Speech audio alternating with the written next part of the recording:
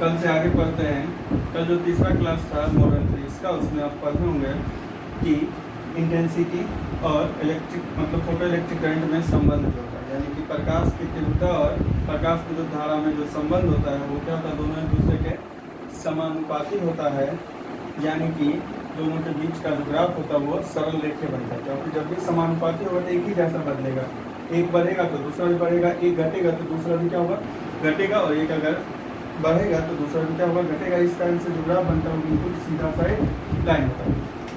अब अगला जैसा टॉपिक में लिखा हुआ होगा अगला टॉपिक है प्रकाश की तीव्रता का निरोधी विभव पर प्रभाव। प्रकाश की तीव्रता का निरोधी विभव पर प्रभाव,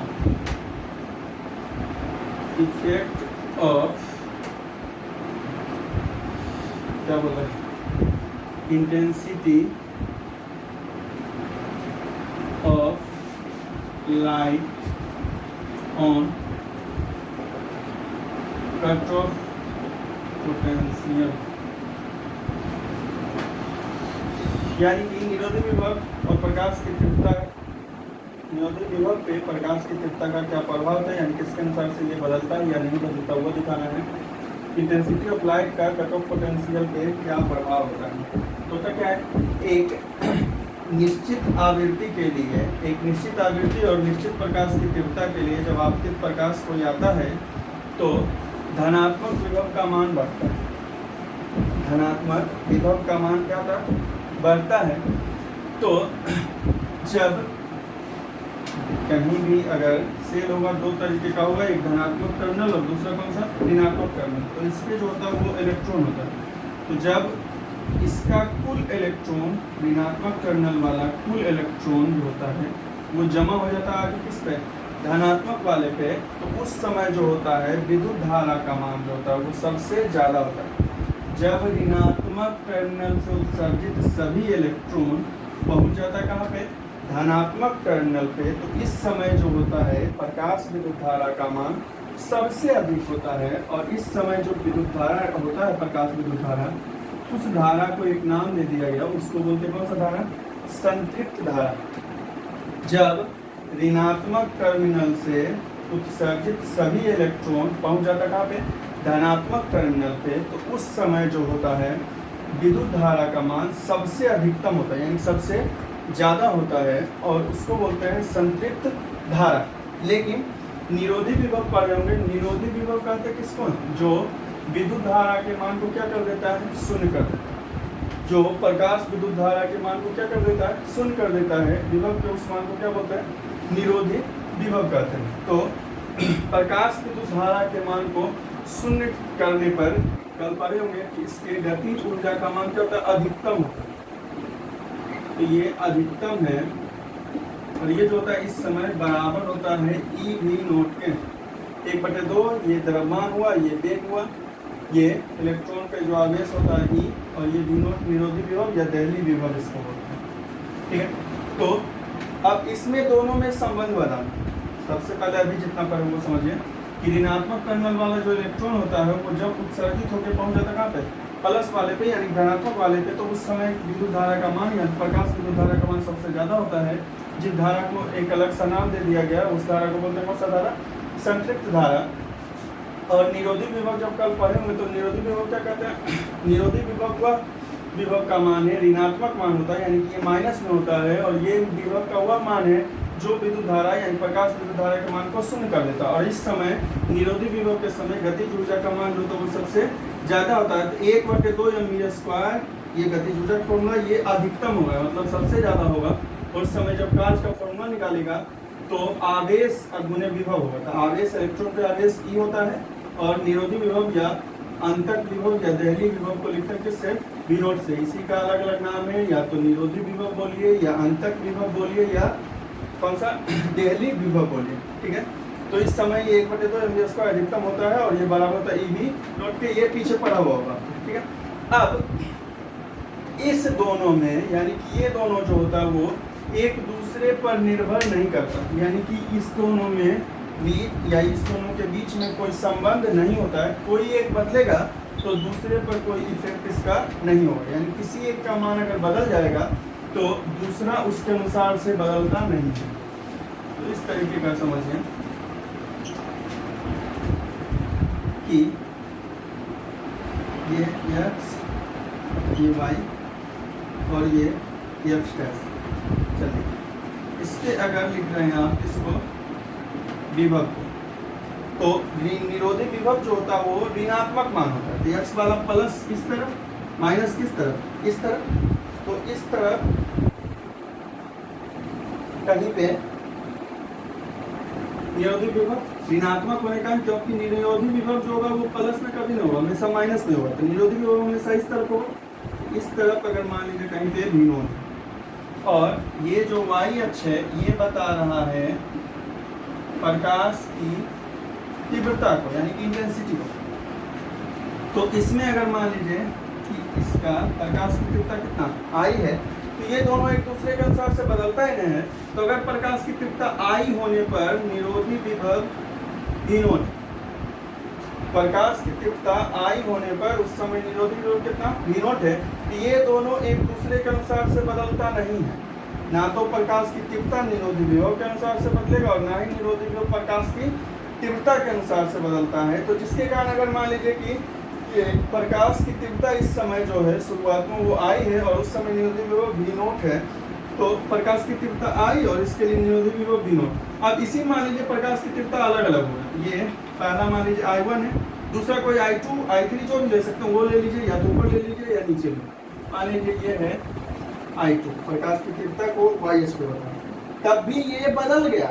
ये I1 और I2 अलग अलग, शुरू वाला सिर्फ I था, अब I1 और I2 हो गया। लेकिन इस समय इसके बदलने से, क्योंकि इसके बदलने से ये बदलता नहीं है, तो I2 के लिए भी निरोधी विभव जो होगा वो कितना होगा, V0 होगा। तो देखिए प्रकाश की तीव्रता बदल रहा है, एक I1 है और दूसरा I2 है, एक I1 है और दूसरा I2 है। तो I था तब भी V0 और I1 I2 दो अलग अलग हो गया, तब भी ये V0 ही होगा, क्योंकि इसके अनुसार से निरोधी विभव वाला मान परिवर्तित नहीं होता है। तो ये संबंध है प्रकाश की तीव्रता और निरोधी विभव में, दोनों एक दूसरे के अनुसार बदलता नहीं है। और ये तीनों ग्राफ, जो पहला था प्रकाश की तीव्रता और प्रकाश की धारा में, वो समानुपाती वाला बिल्कुल सीधा चलाएं। ये प्रकाश की तीव्रता और निरोधी विभव के बीच का ग्राफ इस तरीके का बनता है, क्योंकि दोनों एक दूसरे के अनुसार से बदलता नहीं। इसी को और तीसरा भी ले लेते हैं I3 भी, तब भी ये कहाँ आएगा, V0 पे है, क्योंकि ये निरोधी विभव जो है ऋणात्मक मान है, ये निश्चित वाला मान है, जबकि ये बदलेगा तो इसके बदलने के अनुसार से ये बदलेगा नहीं, बदलता नहीं है। इस कारण से ये कुछ भी हो जाए, बढ़ जाए घट जाए, लेकिन इसका मान कितना होगा, V0 ही होगा। तो ये दूसरा ग्राफ था किसके किसके बीच में, प्रकाश की तीव्रता और निरोधी विभव के बीच में।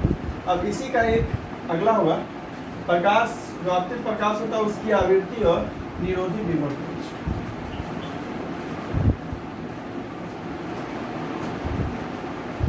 आपतित प्रकाश की आवृत्ति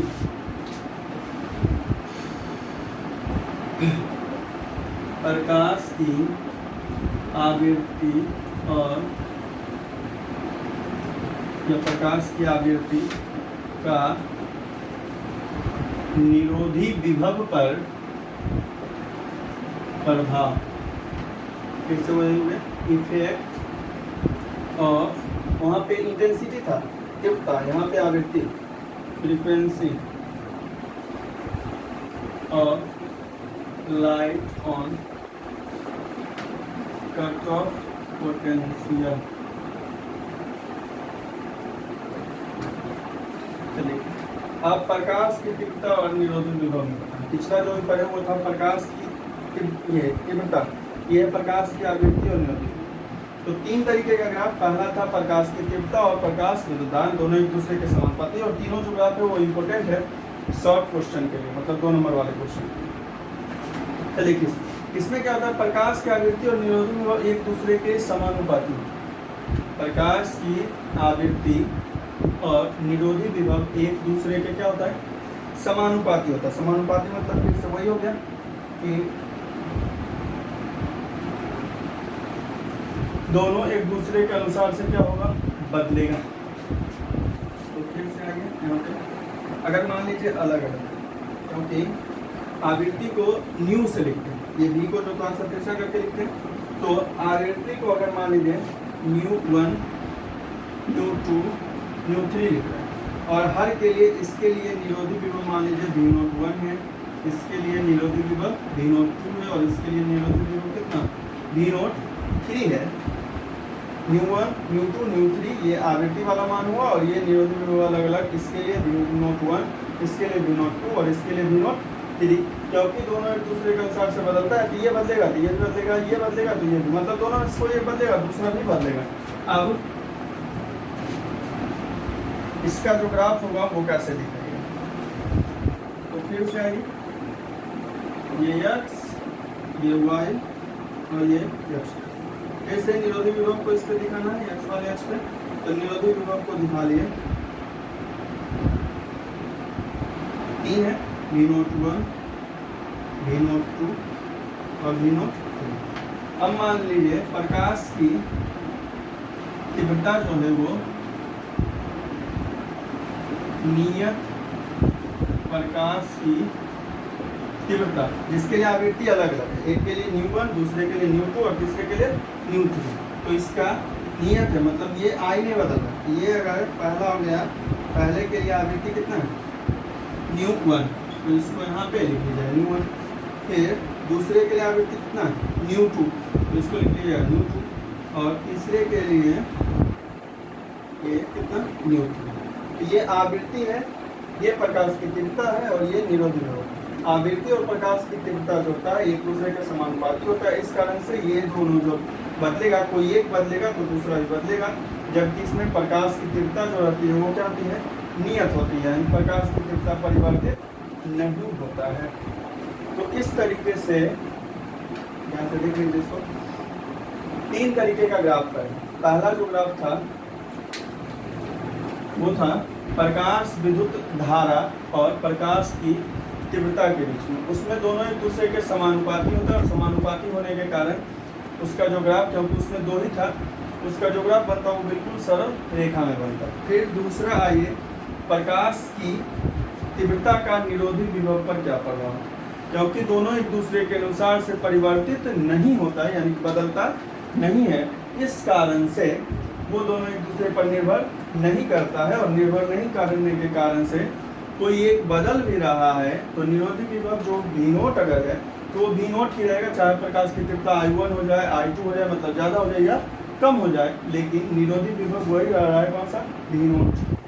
फिर जो तीसरा ग्राफ है वो है प्रकाश की आवृत्ति का निरोधी विभव पर प्रभाव, प्रकाश की आवृत्ति का निरोधी विभव पर प्रभाव। तो इसमें दोनों एक दूसरे के समानुपाती होता है, इसके लिए क्या करते हैं, एक नियत प्रकाश की तीव्रता रखते हैं, प्रकाश की तीव्रता आई अगर मान लीजिए, और इसी के लिए सबके लिए आई है, लेकिन आवृत्ति अलग अलग है, न्यू1 न्यू2 और न्यू3, तो ये दोनों एक दूसरे के आवृत्ति और निरोधी विभव समानुपाती होता है। तो न्यू1 के लिए मान लीजिए कितना v01, न्यू2 के लिए मान लीजिए कितना v02, और न्यू3 के लिए मान लीजिए कितना v03, तो न्यू1 को मिला दीजिए v01 से, लेकिन ये नियत है, मतलब ये बदल नहीं रहा। तो इस तरीके से तीनों ग्राफ है, और तीनों ग्राफ जो है शॉर्ट क्वेश्चन के लिए इम्पोर्टेंट है, यानी 2 नंबर वाले क्वेश्चन के लिए जो पहले एग्जाम में आ चुका है।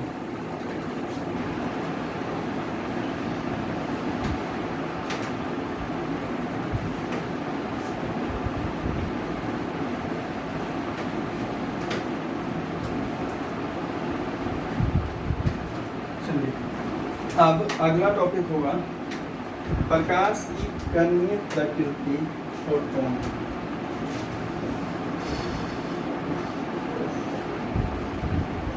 प्रकाश की कणीय प्रकृति, photon,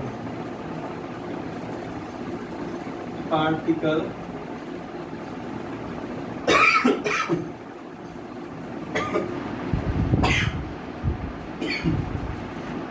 particle nature of light, जिसको क्या बोलते हैं फोटोन, ये पढ़ चुका पहले, विकिरण का क्वांटम सिद्धांत। तो प्रकाश जब कण के रूप में होता है तो उसी को क्या बोलते हैं, फोटोन बोलते हैं। विकिरण के क्वांटम सिद्धांत में पढ़े होंगे, कि प्रकाश जब गतिशील होता है तो वो कणों का एक पुंज होता है जो ऊर्जा के पैकेट या बंडल के रूप में होता है, और उस ऊर्जा के पैकेट या बंडल को क्या बोलते हैं? फोटोन बोलते हैं। उस ऊर्जा के पैकेट या बंडल को क्या फोटोन बोलते हैं? ध्यान से समझिए। प्रकाश, न्यूटन का क्वांटम सिद्धांत जो है पीछे पढ़ चुके हैं। प्रकाश कणों का एक पुंज है, पुंज मतलब एक ही साथ बहुत सारा कण है जो ऊर्जा के पैकेट या बंडल के रूप में एक स्थान से दूसरे स्थान तक गतिशील होता है, और उस ऊर्जा के पैकेट या बंडल को क्या बोलते हैं? फोटोन बोलते हैं। और विज्ञान के क्वांटम सिद्धांत के अनुसार जानते हुए कि फोटोन की ऊर्जा अगर ई है और उसका आवृत्ति न्यू है तो ई बराबर कितना होता है? H new. ई बराबर एच न्यू, या इसी में अगर रख दीजिएगा ई बराबर एच न्यू का फॉर्मूला पीछे पर चुके हम सी बटे लेम्डा, तरंग दैर्घ्य की लंबाई के रूप में न्यू बराबर सी बटे लेम्डा, तो न्यू के बदले रख दीजिए सी बटे लेम्डा, यानी कि ई बराबर हो गया कितना? एच सी बटे लेम्डा। ई बराबर एच सी बटे लेम्डा। तो फोटोन की ऊर्जा या तो न्यू के रूप में यानी कि आवृत्ति के रूप में तो एच भी होगा, या अगर लेम्डा के रूप में होगा ई बराबर एच सी बटे लेम्डा होगा, जहाँ एच जानते होंगे प्लांक नियतांक है। प्लांक नियतांक का मान याद है 6.63 गुणे 10 पर माइनस 34 जूल सेकेंड। एच का जो मान होता है वो कितना होता है? 6.63 गुणे 10 पर माइनस 34 जूल सेकेंड। चलिए अब इसी में जो नोट होगा तो पहला हो गया, देखिए ये प्लांक नियतांक है, ये तो बदलेगा नहीं। इसका मतलब क्या होगा? फोटोन की ऊर्जा सीधे और सीधे निर्भर करती है किस पर? आवृत्ति पर। पहला जो होता है जो नोट लिखे होंगे वो होगा कि फोटोन की ऊर्जा आवृत्ति के क्या होती है? समानुपाती होती है। फोटोन की ऊर्जा आवृत्ति के समानुपाती होता है। और अगर तरंगदैर्घ्य की लंबाई के रूप में देखेंगे कि एच नियतांक सी का मान भी पता होगा, निश्चित होता है हवा या निर्वात में जो प्रकाश का वेग होता है 3 गुणे 10 पावर 8 मीटर प्रति सेकंड। तो ये भी निश्चित, ये भी निश्चित, ये भी निश्चित, तो बदलेगा सिर्फ किसका आंसर? लेम्डा का। और लेम्डा नीचे में तो समानुपाती या व्युत्क्रमानुपाती। नीचे जब सामने मतलब समानुपाती, एक ऊपर दूसरा नीचे, इसका मतलब व्युत्क्रमानुपाती। दूसरा जो नोट लिखे होंगे वो होगा जो फोटोन की ऊर्जा होती है वो तरंग दैर्घ्य की लंबाई के क्या होती है? व्युत्क्रमानुपाती। आवृत्ति के समानुपाती, जबकि तरंग दैर्घ्य की लंबाई के क्या होता है? व्युत्क्रमानुपाती होता है। तो ये प्रकाश की कणीय प्रकृति, जिसको यानी कि जब प्रकाश कण के रूप में होता है तो उस कण को क्या बोलते हैं? फोटोन बोलते हैं। और फोटोन की ऊर्जा ई बराबर एच न्यू, जो प्रकाश के विकिरण क्वांटम सिद्धांत के अनुसार पढ़े हैं, या लेम्डा के रूप में ई बराबर एच सी बटे लेम्डा। न्यू ऊपर में मतलब समानुपाती, लेम्डा नीचे में यानी कि व्युत्क्रमानुपाती।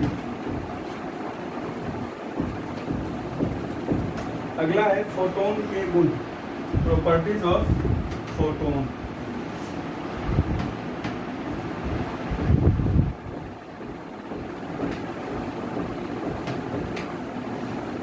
फोटोन के गुण। अगला टॉपिक होगा फोटोन के गुण, प्रॉपर्टीज ऑफ फोटोन। 2 नंबर का इंपॉर्टेंट क्वेश्चन, फोटोन का गुण।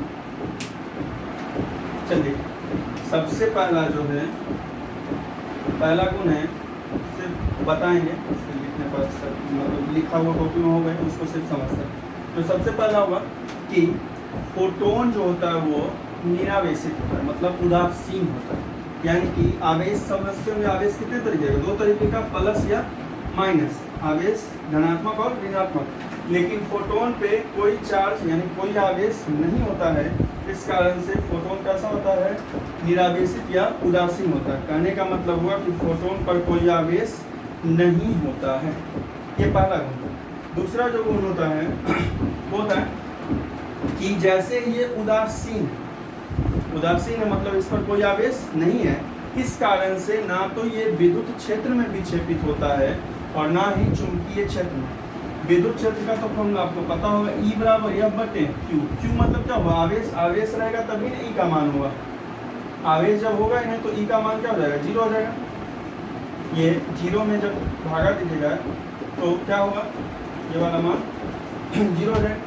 अब इसमें देखें, इसका मतलब विद्युत क्षेत्र वहाँ पे नहीं होगा, विद्युत क्षेत्र में ये काम नहीं करेगा। जिस पर आवेश नहीं होगा वो विद्युत क्षेत्र में विक्षेपित नहीं होता। इसी तरीके से चुंबकीय क्षेत्र में, चुंबक वाला भी पढ़े नहीं है, चुंबक वाले में पढ़ना है, QB भी साइन थीटा होता है चुंबकीय बल का। चुंबकीय बल का फॉर्मूला होता है QB भी साइन थीटा। इसमें भी देखिए क्या आ रहा है, Q आ रहा है, यानी कि आवेश। तो आवेश होगा तभी ये विद्युत क्षेत्र में भी विक्षेपित होगा, और आवेश होगा तभी ये किसमें, चुंबकीय क्षेत्र में भी विक्षेपित होगा। और इसके आवेश नहीं है, इसका मतलब ये ना तो विद्युत क्षेत्र में विक्षेपित होगा और ना ही चुंबकीय क्षेत्र में विक्षेपित होगा। विक्षेपण मतलब क्या होता है कि अपने पथ से मुड़ जाना, जैसे ऐसे चल रहा है, अगर विद्युत क्षेत्र में ज्यादा विद्युत क्षेत्र में विक्षेपित होता तो ये अपने पथ से क्या होता, मुड़ जाए। मुड़ने का मतलब जरूरी नहीं कि इधर जाए या इधर जाए, कहीं भी अपने पथ से क्या होगा, विचलित हो जाएगा। तो इस पे ना तो प्लस होता और ना ही माइनस होता है, इस पर कोई आवेश नहीं होता है। इस कारण से ये ना तो विद्युत क्षेत्र में विक्षेपित होता और ना ही चुंबकीय क्षेत्र में विक्षेपित होता है। तो 2 गुण हुआ। तीसरा, ये ध्यान से समझिए कि विक्षेपित होने के लिए कण पे आवेश होना जरूरी है, चाहे वो विद्युत क्षेत्र हो या चुंबकीय क्षेत्र हो। विक्षेपित वही होगा विद्युत क्षेत्र या चुंबकीय क्षेत्र में जिस पर क्या होगा, कोई ना कोई आवेश होगा, या तो प्लस में हो आवेश या किस में, माइनस में हो आवेश। तीसरा जो गुण होता है वो होता है, क्योंकि ये प्रकाश है, फोटोन जो है वो क्या है, प्रकाश है, तो ये हमेशा हवाई निर्वात में गतिशील होता है। प्रकाश के वेग कितना होता है, 3 गुने 10⁸ मीटर प्रति सेकेंड से। यानी कि फोटोन जो है जब हवा या निर्वात में गतिशील होता है तो उसका वेग होता है, क्योंकि ये प्रकाश होता है। फोटोन जो है कण का रूप है प्रकाश का। प्रकाश जब कण के रूप में होता है तो उसको क्या बोलते हैं, फोटोन बोलते हैं। तो प्रकाश के बारे में जानते हैं कि वो हवाई निर्वात में चलता है किस वेग से, 3 × 10⁸ मीटर प्रति सेकेंड के वेग से। इसी कारण से फोटोन भी जो है, क्योंकि वो प्रकाशीय होता है, इस कारण से फोटोन भी जो है हवाई निर्वात में किस वेग से चलता है, 3 × 10⁸ मीटर प्रति सेकेंड के वेग से। चौथा, चौथा क्या हुआ कि अब क्वांटम सिद्धांत के अनुसार से फोटोन की ऊर्जा E = hν, या hν के बदले रख दीजिए कितना, c/λ। ये पहला क्वेश्चन। क्वांटम सिद्धांत के अनुसार से फोटोन की ऊर्जा E = hν, या ν के बदले रख दीजिए कितना, c/λ। तो फॉर्मूला बन जाए कितना, hc/λ। और एक पढ़ते हैं आइंस्टीन का द्रव्यमान ऊर्जा समतुल्यता, वो फर्स्ट ईयर में पढ़ना है। और इसके अनुसार से ये फॉर्मूला सुना होगा, E बराबर होता है mc²। ये ऊर्जा है, ये द्रव्यमान है, और ये वही वेग वाला है, 3 × 10⁸। तो क्वांटम सिद्धांत के अनुसार से फोटोन का जो ऊर्जा होगा वो कितना, hc/λ होगा। जबकि ये द्रव्यमान, आइंस्टीन के द्रव्यमान ऊर्जा समतुल्यता के अनुसार से अगर द्रव्यमान फोटोन का m है और हवाई निर्वात में प्रकाश के वेग c है, तो E बराबर होगा कितना, mc²। अब ये देखिए, ये भी फोटोन का ही ऊर्जा और ये भी किसका, फोटोन का ही ऊर्जा। इसका मतलब एक तरफ जब बराबर है तो दूसरी तरफ वाला आंसर क्या होगा, बराबर होगा। बराबर कीजिए, बराबर कीजिएगा तो क्या हो जाएगा, mc² = hc/λ, या m का आंसर निकालिए, c² गुना मुद्रा किसमें, hc/λ, c से c कैंसिल, या m बराबर h/λ c। यानी फोटोन का द्रव्यमान हवाई निर्वात में जो होगा वो h/λ c होगा। अब देखिए इसमें h नियतांक भी है, c नियत है, मतलब ना तो h बदलेगा और ना ही c बदलेगा। इसका मतलब क्या होगा, फोटोन का द्रव्यमान ये नीचे में, मतलब क्या होगा, व्युत्क्रमानुपाती। यानी फोटोन का जो द्रव्यमान होता है वो उसके तरंगदैर्घ्य की लंबाई के क्या होगा, व्युत्क्रमानुपाती होता है। फोटोन का द्रव्यमान उसके तरंगदैर्घ्य की लंबाई के व्युत्क्रमानुपाती, क्योंकि ये नीचे में है और इसमें h और c परिवर्तित नहीं होगा, क्योंकि h का भी मान निश्चित है कितना, 6.63 × 10⁻34, और c का भी मान निश्चित है 3 × 10⁸ ठीक है। तो ये हो गया फोटोन का द्रव्यमान। तो 4 हुआ। अगला 5वां,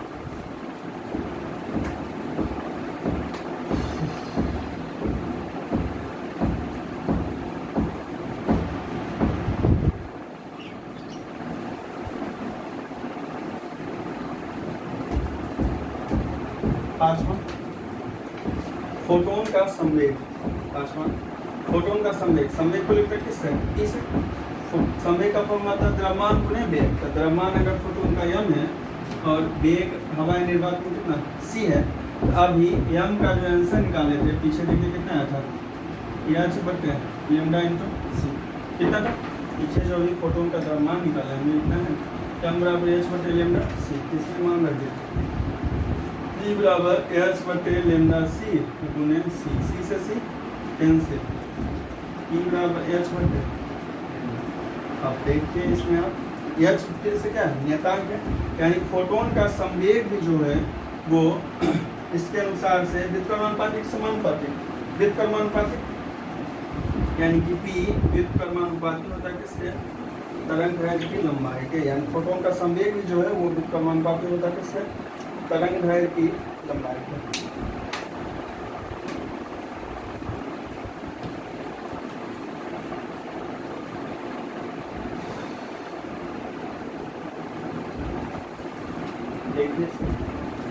तो एक द्रव्यमान पीछे जो निकाले वो किसका था, द्रव्यमान का फॉर्मूला h बटे लैम्डा c, उसमें h और c दोनों नियत है, इस कारण से तरंग दैर्घ्य की लंबाई नीचे में आ रहा है तो व्युत्क्रमानुपाती होगा।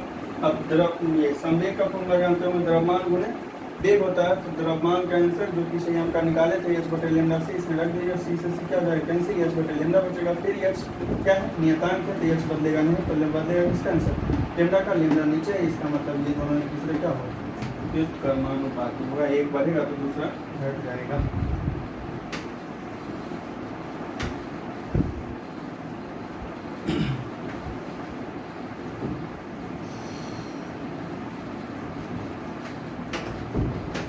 अगला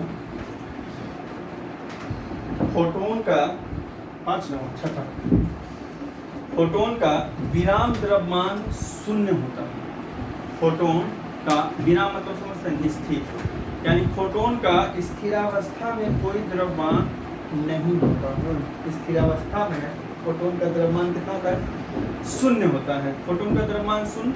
और जानते होंगे कि कोई भी वस्तु या पदार्थ वो बिना द्रव्यमान के कभी संभव नहीं, चाहे वो छोटा से छोटा कोई कण हो या बड़ा से बड़ा कोई वस्तु या पदार्थ हो, उसका कुछ ना कुछ द्रव्यमान होता ही, बिना द्रव्यमान की कोई वस्तु संभव नहीं है।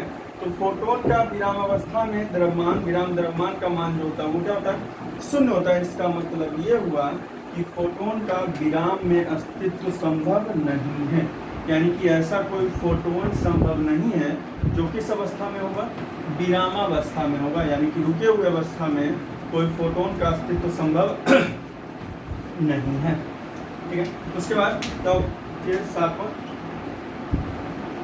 क्योंकि फोटोन जो होता है वो प्रकाश होता है, और प्रकाश के बारे में जानते होंगे कैसे चलती है, सरल रेखा में गति, प्रकाश किस रेखा में गति करती है, सरल रेखा में। तो फोटोन भी जो है वो किस रेखा में गति करता है, सरल रेखा में गति करता है, फोटोन जो है वो सरल रेखा में गति करता है।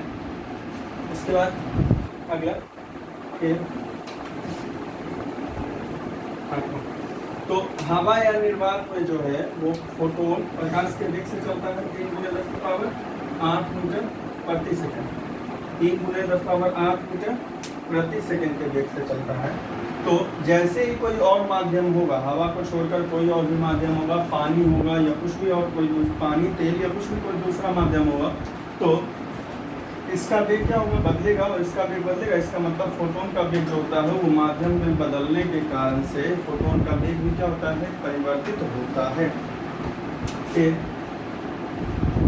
अगला फोटोन का वेग जब परिवर्तित होता है, न्यू बराबर होता है c बटे लैम्डा, न्यू बराबर होता है c बटे लैम्डा। चलिए अब ये निश्चित है और ये ऑब्जेक्टिव क्वेश्चन है कि माध्यम बदलने के बाद प्रकाश का, ऐसे पिछले चैप्टर में ये सब कुछ पढ़ना है प्रकाश की, वो अभी आप पढ़े नहीं, इस कारण से थोड़ा बहुत पीछे का जो है उसके कारण से थोड़ा बहुत दिक्कत हो। तो ये हमेशा ध्यान रखें, ये ऑब्जेक्टिव क्वेश्चन होता है कि प्रकाश जब एक माध्यम से दूसरे माध्यम में जाता है तो सब कुछ उसका बदल जाता है, आवृत्ति को छोड़ के उसका हर एक मान, वेग बदल जाता है, तरंग दैर्घ्य की लंबाई बदल जाता है, या जो भी होता है सब कुछ उसका परिवर्तित हो जाता है, लेकिन आवृत्ति का मान जो होता है वो परिवर्तित नहीं होता।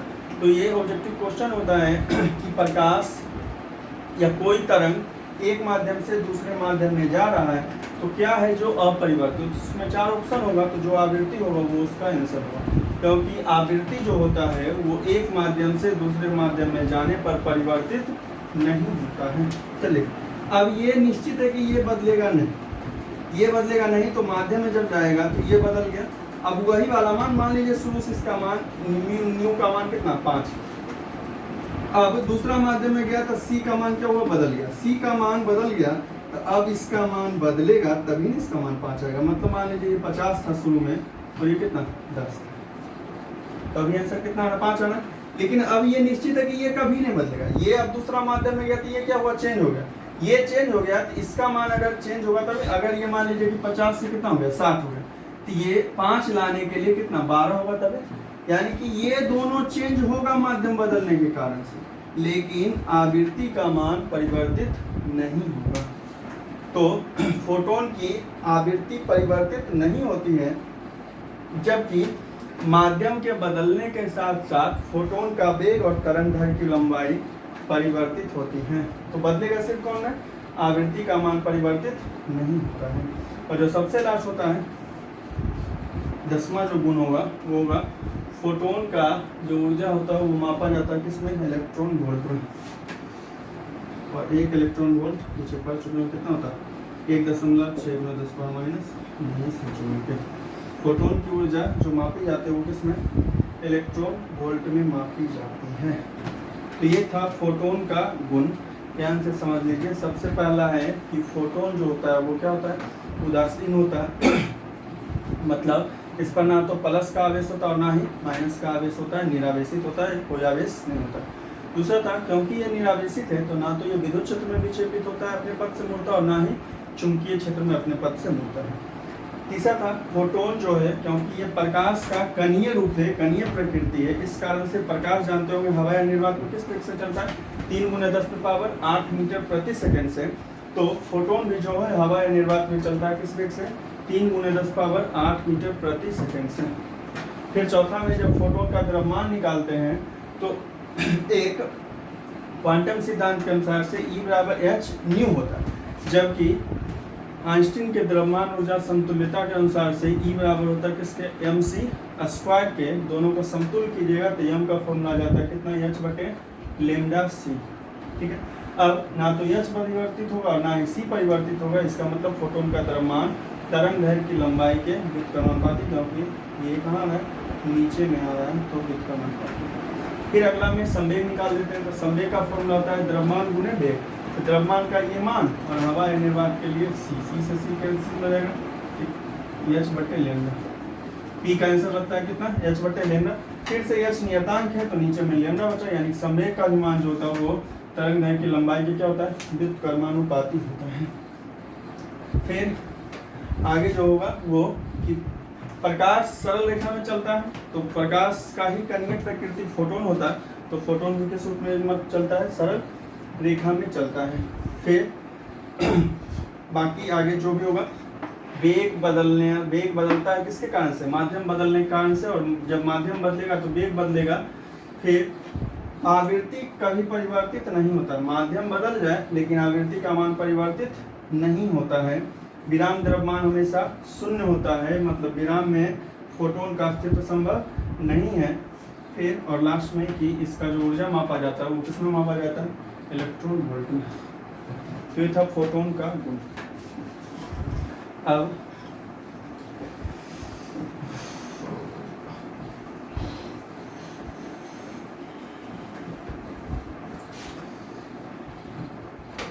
अगला है टॉपिक द्रव की द्वैत प्रकृति।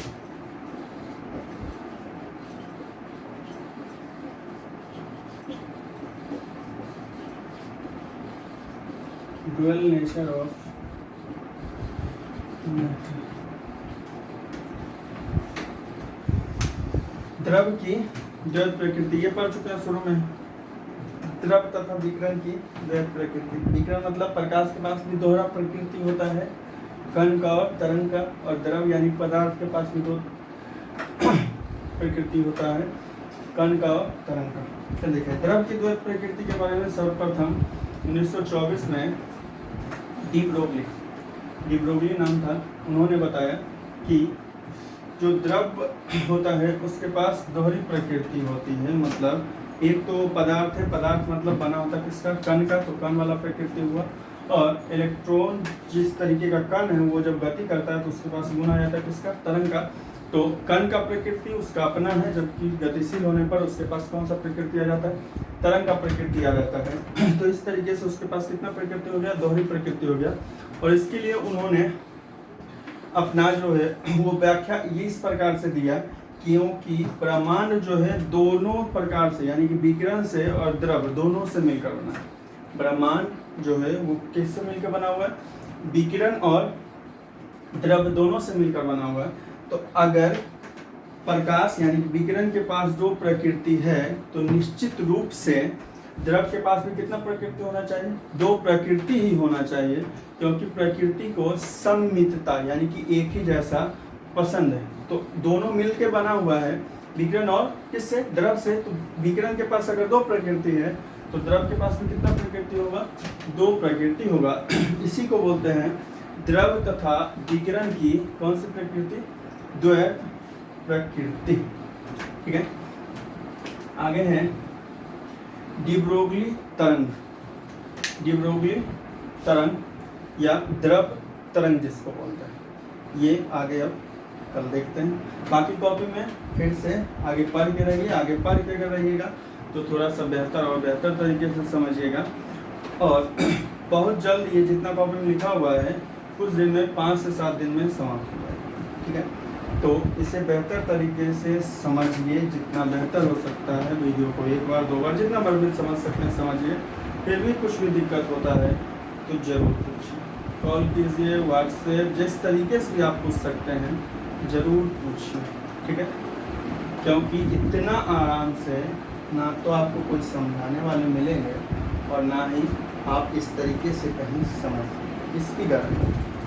ठीक है, तो बेहतर तरीके से समझिए। कहीं कुछ भी दिक्कत, थोड़ा बहुत भी दिक्कत होता है तो उसको बेहिचक पूछ सकते हैं आप कहीं भी। ठीक है, आगे देखते हैं। आज के लिए